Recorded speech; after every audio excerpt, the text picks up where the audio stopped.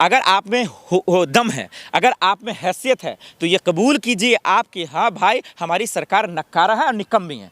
और नहीं कर सकते तो फिर ये देश की राजधानी में ये जहर लीजिए, मरिए, क्या दिक्कत है? मर ही रहा पूरा हिंदुस्तान। लोग की हत्या हो रही है, सुसाइड कर रहे हैं, क्या हाँ, नहीं बिल्कुल वो होगा ही। आप जब इतना प्रेशर डालेंगे उन पर, जब आप उनको ज़बरदस्ती करेंगे कि भाई साहब 3 महीने के अंदर एसआईआर करो लोगों का। अब अच्छा मुझे एक बात बताइए, इतनी शर्म आती है, मतलब इनके सिस्टम पे, इनके नीतियों पे, इनके प्लान पे आपने आधार कार्ड बनवा लिया, पैन कार्ड बनवा लिया, पासपोर्ट बनवा लिया, बैंक से लिंक करवा दिया, इधर करवा दिया। अरे भाई ऑनलाइन इतना डिजिटल सिस्टम है, फिर आप काहे को जाकर उनको फॉर्म सब दे रहे हैं? ये ज़रूरी है। और ये जब नतीजे बिहार का है तब से ही ये करना चाहिए, चाहे वो ज्ञानेश के खिलाफ हो या फिर चुनाव आयोग इलेक्शन कमीशन के खिलाफ। ये बहुत ज़रूरी है, क्योंकि आप जब तक सड़कों पे आएंगे नहीं, जब तक आप रोड पे आएंगे नहीं, ये मुझे नहीं लगता कि सरकार की आंखें खुलेंगी। क्योंकि देखिए ना आप, ये जो 13 विधायकों का जो लिस्ट आया है और ये जो आंकड़े आए हैं, जो डिजिट में नंबर आए हैं, ये भाई पचने वाला नहीं है। चलिए हाँ 19-20 हो सकता है, लेकिन 122-22, 100 ये 1 लाख समथिंग, ये बहुत अन्यायपूर्ण है। तो ये बहुत ज़रूरी है। आप देखिए ना एसआईआर करवा रहे हैं, बीएलओ की मौतें हो रही हैं, उनका निधन हो रहा है, तो आखिर इसका जिम्मेदार कौन है? तो अब एक वक्त जो चाहे वो इंडिया गठबंधन ने मुकर्रर किया है या फिर विपक्ष के तमाम लोगों ने, ये बहुत ज़रूरी है, ये आंदोलन ज़रूरी है। लोकतंत्र है, लोकतंत्र में आंदोलन बहुत ज़रूरी है, तो ये अच्छी बात है। बीजेपी का कहना है कि बदनाम करने की कोशिश की जा रही है ईसीआई को, सुप्रीम कोर्ट को, सरकार को, इवन की प्रधानमंत्री को। आपने देखा नहीं कि 272 जो पूर्व जज है, बेशर्म है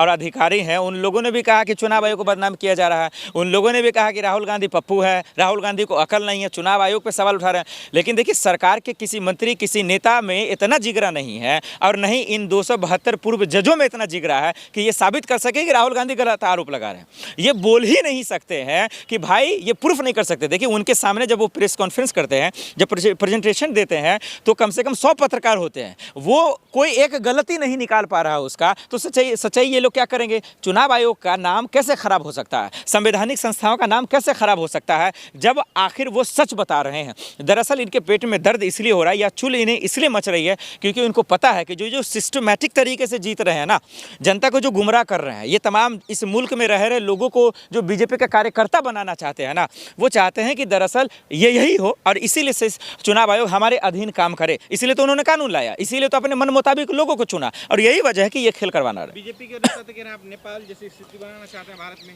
नहीं देखिए, इसलिए आप ये कभी आंदोलन, तो कभी इलेक्शन कमीशन, तो कभी प्रधानमंत्री। ये बड़ी अफसोस की बात है कि इस देश में जो लोग हैं, जो युवा हैं, जो महिलाएं हैं, खास करके जो इन तमाम चीज़ों को लेकर आंख बंद की हुई हैं, जो अंधभक्ति में दरअसल विलीन है ना, ये बहुत अफसोस की बात है कि भाई आपके बच्चों का नौकरी छीना जा रहा है, आपकी जितनी कमाई नहीं है उससे ज़्यादा महंगाई की जा रही है, इसके बावजूद आप जो है नेताओं की बात मान रहे हैं। और ये नेता तो कहेंगे कि बंगाल जैसे हालात होंगे, श्रीलंका जैसे हालात होंगे, नेपाल जैसे होंगे, ताकि इन लोगों को जो है टेररिस्ट घोषित कर दिया जाए, इन लोगों को जो है दरअसल देशद्रोही घोषित कर जेल में डाल दिया जाए।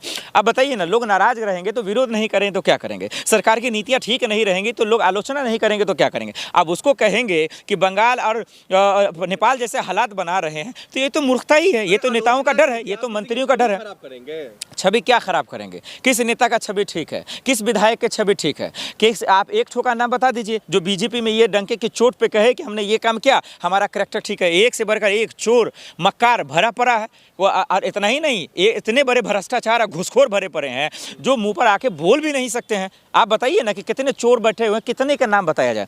किसान आंदोलन में भी यही लोग कह रहे थे कि भाई उनके फायदे के लिए है, तो फिर मोदी जी ने माफ़ी क्यों मांगा? आप बताइए ना, ये हिट एंड वेट ड्राइवरों के लिए जो ये कानून लेके आए, उनके लिए भी कहा अच्छा, फिर वापस आपने क्यों ले लिया? आप तो तमाम 370 धारा का भी ठीक ही कह रहे थे, आतंकवाद रुक जाएगा, कहाँ रुक गया भाई? घटना कहाँ रुक जाएगा? पहलगाम हो ही गया, तमाम चीज़ हो ही गया। तो बात कैसे माने और कैसे छवि खराब करने की बात कर रहे हैं? आपके रहते हुए ये 10 से 20 सालों में भारत की छवि ठीक ही क्या हुई है, ये बता दीजिए। क्या भारत विश्वगुरु बन गया? क्या स्मार्ट सिटी आ गया? क्या बुलेट ट्रेन चल गया? क्या 2 करोड़ रोजगार मिल गया? किसानों की आय दुगुनी हो गई? अरे भैया हो क्या गया, मुझे ये बता दीजिए। तो आप किस बेहाब पे कह रहे हैं कि आपकी दलाल मीडिया ठीक हो गई? तो बहुत सारी चीज़ें हैं, तो आपको लगता होगा में है जो ये जन आंदोलन होने जा रहा है। नहीं बिल्कुल बिल्कुल, हम तो कहते हैं पूरे हिंदुस्तान को जुड़ना चाहिए, और आंदोलन हमारा हक है। आंदोलन ये भारत के लोकतंत्र की मजबूती की एक जो है निशानी है, ये तो बहुत ज़रूरी है। हाँ, संविधान के दायरे में लोग जो है प्रदर्शन होना चाहिए, प्रोटेस्ट होना चाहिए, और ये बहुत ज़रूरी चीज़ है।